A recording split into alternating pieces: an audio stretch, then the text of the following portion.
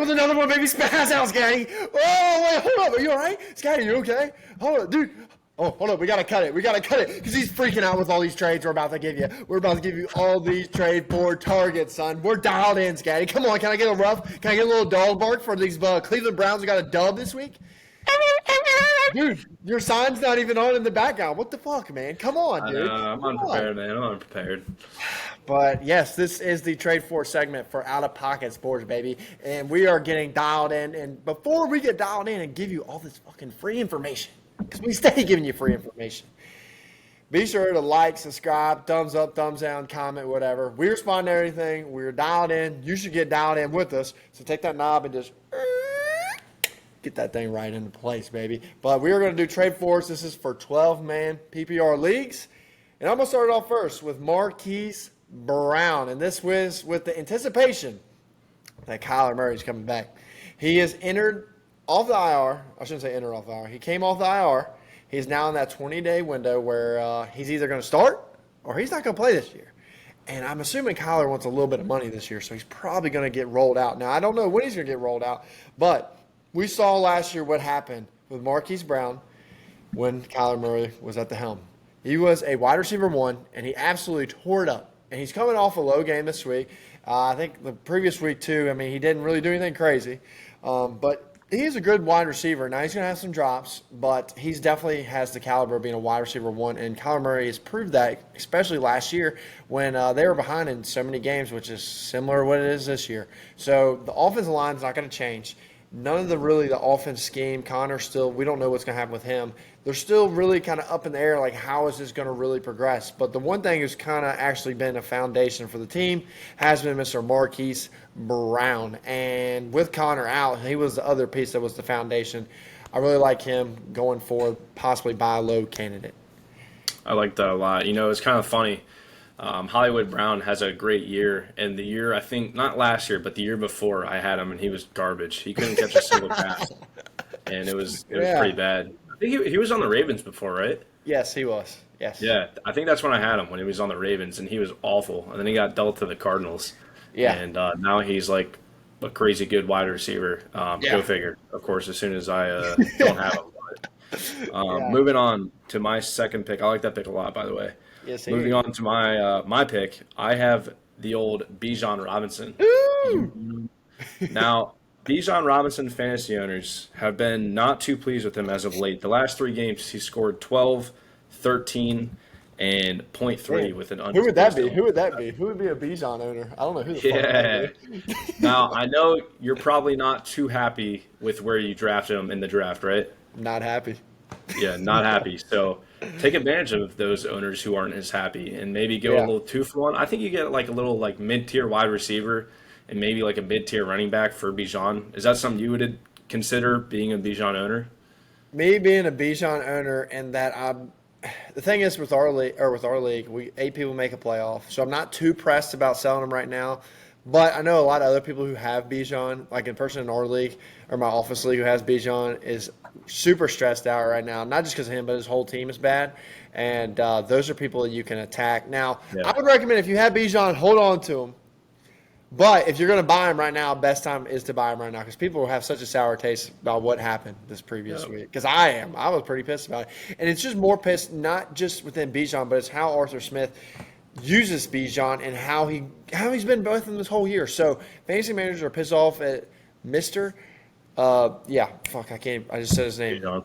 Yeah, Bijan. And then Arthur Smith. Arthur Smith. Yeah. That's what I was trying to think of. But people are mad at him. So I can see people saying, this isn't going to change. Let's just move off him, try to get some value out of him. Could be a possible buy low candidate for Mr. Bijan. There you go. All right, what's your second pick? Yeah, I'm gonna go to the well on Mr. Daddy DK. Daddy DK has been struggling, dude. I mean, previous game put up a little 10.9. He had the bye week previous week, so really fantasy managers not been really able to use him for 3 weeks now. Talking about DK Metcalf, right? Yeah, Daddy DK. Yeah, not Drew, baby. But if we were trading for Mr. Metcalf, he would be a great target because he's, like I said, he's coming off 3 games where he hasn't been able to be used. he came with a late scratch this past week at the rib injury, which is kind of funny because I don't think Metcalf has ever missed a game. If he has, it's only been like one. For some reason, I remember that from last year because he had this really weird leg injury and he ended up making it the next game. Because I had him and I didn't want sure what to do, but everyone was like, he was almost like a Travis Kelce where he just didn't miss games. And yeah, now he's at an ultimate buy low, and I think you could definitely scoop him up on the low. This is someone that I could plug in as a wide receiver too, or maybe stick in a flex. But you'll see in our next segment on who I'm thinking about sending out. But Jason came out of the bye week. They came and started incorporating him. And guess what? When they're incorporating JSN, you know what that means. Someone's going to have to get out because Geno can't support 3. And I don't think it's going to be Tyler Lockett over Metcalf because this is last year. He's probably going to be out the door next year. Metcalf is going to regress better. Tyler Lockett's still going to be some kind of valuable, but it's not going to be what I think Metcalf and JSN have moving forward. So buy up on Metcalf while you can. There you go. I like that too. And like you said, he had a kind of rough week last week, or some sort of Like he only had like 10 points, which is pretty low for him considering where you got him, and then also too he had the bye week, and then this week he was a late scratch. That definitely didn't help your team. So yeah, exactly.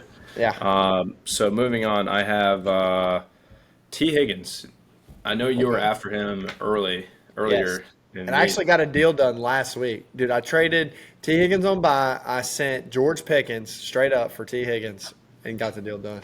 Yeah, exactly. You could maybe swing one of those and get him before it's too late because this Bengals team is on the up and up. I think they're 3-3, I want to say. And Joe Burrow's had a week to heal up after the bye. So I think T. Higgins could be a good play. And if you look at his scores, I mean, fantasy managers aren't happy. 4, 4, 4. Yeah. He had one game where he had 29, and then first week he had 0 with 8 targets. So, I mean, fantasy managers aren't too happy. You can see the upside he has against that Baltimore defense where he put up 29. Yeah. So that should be a precursor as to what you can expect for the rest of the year. And with Joe Burrow being healthy, Jamar Chase getting double-teamed, who's going to be open? That's going to be T. Higgins. So you can maybe get, like how Matt traded George Pickens for T. Higgins. That's pretty good trade, or anyone George Pickens caliber, maybe even cheaper to be honest with you.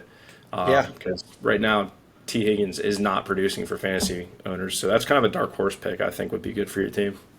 Yeah, I mean, I think as far as George Pickens, Higgins, they're pretty equal. But the thing is, I like Joe Burrow more than Mr. Kenny Pickett. So that is why I ended up going with that. And also, too, I wasn't sure what Deontay Johnson is going to do because he is slowly creeping back. But there's a better running back to pick up than Bijan right now. Ooh, there's a better running back. He's got a little charge on him. A little charge. I think it's Mr. Austin Ekler right now, who is currently position ranked 44. How many games has he missed for these fantasy owners? Let's go and check. He missed 3 games, including a bye he's already had. And then he came back. What happened? Dallas, he put up 10 points. This week, Kansas City, what did he put up? 5 points. This is people's overall first pick, just like Bijan. But I think you can get Ekler. I think you can get Ekler maybe cheaper just because Bijan has that hype and everyone's been videoing him. And Eckler's been kind of this person, like, he got hurt, is he going to get paid next year? Like, what's going to happen with Ekler, A lot of ups. And also, too, the Chargers, a lot of figuring out, is the head coach going to be here? There's a lot of situations that could happen, and I think this is a great buy low. We know Ekler can get it done. He is an absolute beast, and this team has lost a couple games, so they're going to have to switch some stuff up to get the team rolling. And I love me some Ekler. I've had him last year, and he absolutely torched it up for me when he had such a slow start like he did this year. And I'd be on the lookout for him trying to pursue Mr. Austin Ekler while you can get a top 5 running back. Fair enough. Yeah, the only thing you got to worry about with him is he's so injury prone. So you just don't know what to expect with him. And that's what you need to tell the person you're trying to buy. You're like, I want to buy him, but at the same time, I'm taking all the risk because he's injury prone. Just start reminding him of all the bad shit about him. And then you're like, you are right. He is pretty injury prone. And then, so if you're reminding him about the bad shit, why would you want the bad shit? Well, you just tell him. You listen. You tell him, I'm taking risk here. That's all you got to tell him. You're saying, I'm willing to take the risk. That's why. I'm fucking feeling risky. All right, fair enough. All right. One thing I'm doing is This is kind of a throw in the dark here, but I'm Yeah. gonna say you could probably get David Njoku on the cheap, especially if your tight end situation is terrible. And I'll tell you why. This Yeah. quarterback, PJ Walker, there's no telling what's gonna happen with Deshaun Watson. Deshaun Watson is throws the ball and he gets hurt. Okay, Yeah. PJ Walker comes in. What does he do? He doesn't. He throws the ball Amari Cooper's way 3 times and has 0 receptions Wah, going wah, like wah, 5 minutes left wah, in the fourth quarter. wah. Yeah, Amari Cooper. PJ Walker does not like throwing to Amari Cooper. He did that in the one game he started too. He did not throw to him at all. But who did he throw to? He threw to David Njoku. So if you're out of a tight end, I know there's this week there's no buys, but you could get David Njoku dirt cheap. Maybe throw him in for a trade piece. Maybe get like I don't know. Maybe do like a 2-for-1 where you get Njoku and then another wide receiver, and you give up somebody else. I think, but I would only use Njoku for like an extra trade piece you need. I wouldn't trade for him straight up. I would just throw him in like a trade deal, and I think you could possibly swing that. I think that'd be a kind of a steal because I mean you're looking at, let's see here, you're looking at last week he scored 10 points. The week before he only scored 5, but it was against San Fran, and then he put up 10 against Baltimore. So I mean that's solid production out of a tight end position, especially this year. I mean he's no Mark Andrews, he's no Travis Kelsey, he's no T.J. Hawkinson, but Yeah. he's a solid. I mean you look at Kittle this year. Kittle hasn't been all that besides one game. I mean he Yeah. has 3 points right now against the what they're playing tonight, and Yeah. Playing Minnesota, baby. yeah Minnesota. Then he only had one game where he put up like 28 or whatever it was. So I mean, I don't am I know, saying man. Njoku's better than Kittle? Nah, I don't I know. think that's just the inner Browns fan coming out fucking right there. Kittle is just such a good blocker. That's why he doesn't get as many fantasy points and as many catches, and they don't use him as much. It's big on scheming, but I'm gonna say David Njoku. I don't know if that's someone you trade for because I think based on what he's put up so far, and based on if it's still PJ Walker playing, who is not that great of a QB, this is kind of someone I He's could not, also. and that's who he passes to is Njoku, like on the underneath. I know, and how many points they scored last week? 39, and he only got 10 points. So A that's lot of that came from also our defense, though, okay. How and much field points came goals. from the defense?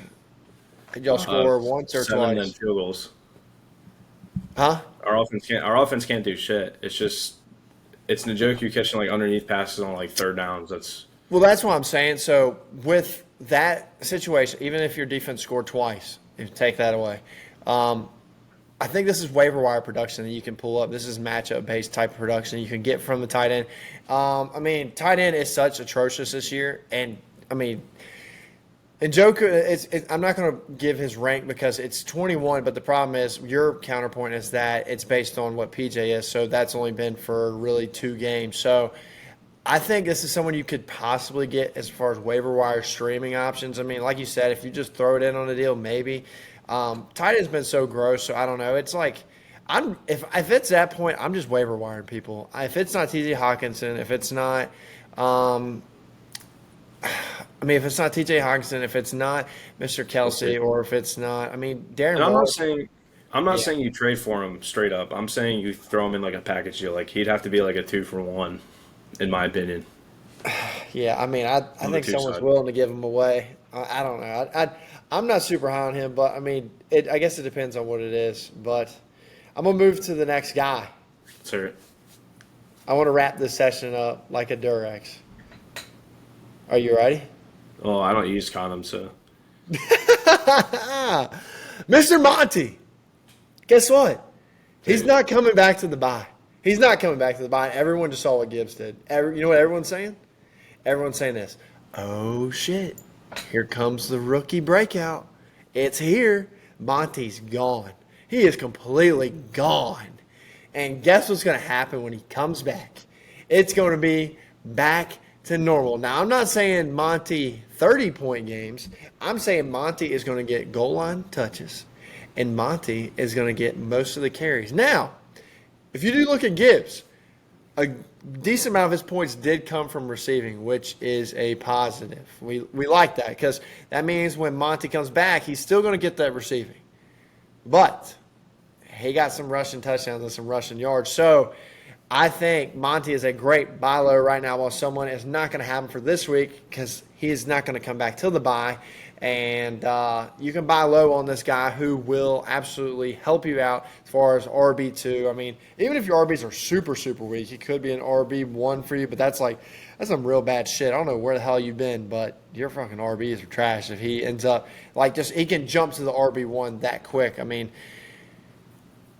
I think he's a great buy low, and I'm trying to buy right now before he slowly creeps back. And while everyone sees this 27-point game by Mr. Gibbs. I like it. Do you really? Nah. Oh, I thought you were Yeah, going to yeah. debate me. Well, Yeah, fuck. Look, we're done, huh? We're done. We're finished up. We're wrapped up. And guess what? It's on to the next one. Catch us into the next one. We're dialing in. Remember, crank that bitch up, baby. Out of pocket sports, baby. We'll see you in the next one.